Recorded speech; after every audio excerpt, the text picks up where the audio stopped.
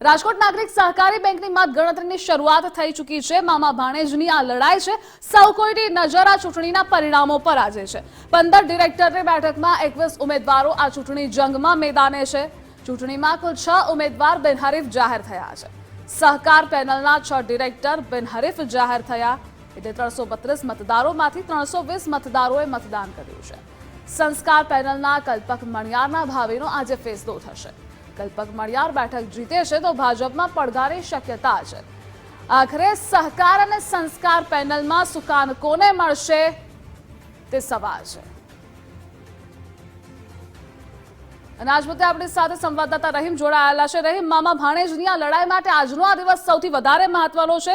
સુકાન કોને મળશે, આખરે સત્તા કોના નામ પર થશે તેના પર સૌ કોઈની નજર છે।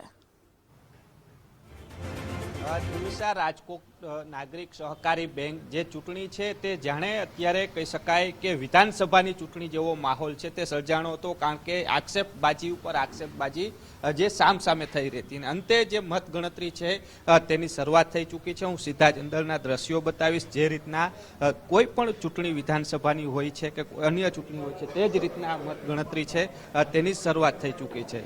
જે કહી શકાય બેલેટ પેપર છે તે બહાર કાઢી લેવામાં આવે છે, પેટીઓ છે તે ખુલી ચૂકી છે। બેલેટ પેપરની થોડી જ વારની અંદર ગણતરી છે તેની શરૂઆત છે તે થવા જઈ રહી છે। આ દ્રશ્યો સીધા જોઈ શકાય છે મતગણતરી કેન્દ્રની અંદર।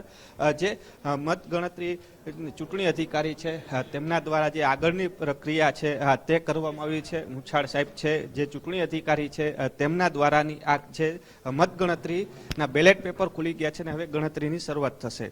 જે રીતના કહેવામાં આવે છે કે ચૂંટણી પહેલા બંને પક્ષે આક્ષેપોબાજી થઈ રહી હતી। સૌથી મોટો સવાલ હતો કે આક્ષેપબાજી વચ્ચે સભાસદો છે તેની પણ ચર્ચાએ સૌથી વધારે જોર પકડ્યું હતું કે આપણા નાણાં સુરક્ષિત છે કે નહીં, તેને લઈને પણ એક સૌથી મોટો સવાલ છે। મામા ભાણેજની લડાઈ વચ્ચેની આ ચૂંટણીમાં જે સ્થાપણદારો છે જેના નાણાં રોકાણા છે તે મૂંઝવણમાં મુકાશે। હંસરાજભાઈ, સૌથી મોટો સવાલ છે, ભલે લડાઈ વચ્ચે આક્ષેપોબાજી, પરંતુ સાબિતી એક પણ પક્ષે નથી થઈ। સૌથી મોટો સવાલ છે બેંકના સભાસદો જેને રોકાણ કર્યું છે તે અત્યારે મૂંઝવણમાં છે। ભલે મામા ભાણેજની લડાઈ પણ મૂંઝાય છે લોકો। આપ જાણો છો કે અત્યાર સુધીમાં જે કંઈ વાતો થઈ મીડિયામાં કે છાપાઓમાં જે કંઈ આવ્યું, જનરલી આવું કંઈ થતું હોય ત્યારે થાપણદારો એની થાપણો લઈ લેતા હોય છે। જ્યારે અમારી બેંકની અંદર હજી સુધીમાં એક પણ થાપણ ઓછી નથી થઈ, અમારા બેન્કિંગ વ્યવહારોમાં પણ કોઈ ઓછે વધતું થયું નથી। તે લોકોનો વિશ્વાસ એમનો કાયમ છે અને આ વિશ્વાસ એનો કાયમ જળવાઈ રહેશે। કોઈ પણ થાપણદારો કે શેરહોલ્ડરે કોઈ પણ જાતની ચિંતા કરવાની જરૂર નથી। આ બેંકનો જે કંઈ વહીવટ થાય છે ટોટલી પારદર્શક આરબીઆઈના નિયમ મુજબ બધો થાય છે। શું લાગે છે જે રીતના પેટીઓ ખુલી છે, મતદાન થોડા 1 કે 2% ઓછું થયું છે, પરંતુ શું લાગે છે કોણ બાજી મારશે?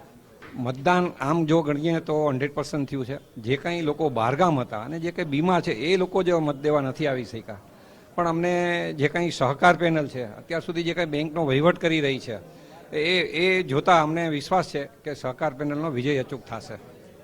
જે રીતના વાત કરીએ સહકાર પેનલનો વિજય થશે તેવી આશા રાખી બેઠા છે। એક તરફ સહકાર ને બીજી બાજુ સંસ્કાર પેનલ, આ બંને પેનલો છે તે સામસામે છે તે જોવા મળી રહી છે। સંસ્કાર પેનલમાંથી છે, શું કહો છો, શું લાગે છે જે રીતના મતદાન થયું છે, આપનું શું કહેવું? સાહેબ, હમણાં પેટીઓ ખુલી જશે, હમણાં 1 કલાકમાં રિઝલ્ટ આવી જશે। અમને તો ટફ લાગે જ બધું અત્યારે। આક્ષેપબાજીઓ થઈ હતી તેને લઈને મતગણતરી થઈ ગઈ, શરૂ થઈ ગઈ છે।